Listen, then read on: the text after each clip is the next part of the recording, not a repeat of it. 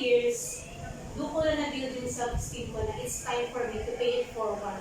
Kasi nung nag-start ang Amaze Nation, that time, walang mga ganito. Talaga doon kapabigay ng access, mag-aral ka o hindi, bahala ka. Mangalap ka ng client o hindi, bahala ka. Nakita ng Amaze Nation, ang founder specialist si Coach Lish, na dumadami yung nag-i-enroll ng students, kailangan nila ng support group. Kaya meron mga webinars, meron mga accountability group kayo naririnig, study buddy.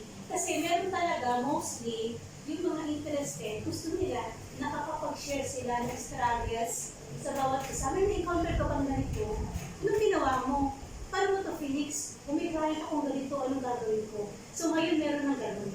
So kaya ngayon meron ng mga coaches. Meron silang almost every week nagpo-provide sila ng free webinar. Imagine, wala pa kayo sa community, hindi pa kayo nag-enroll. May free webinar.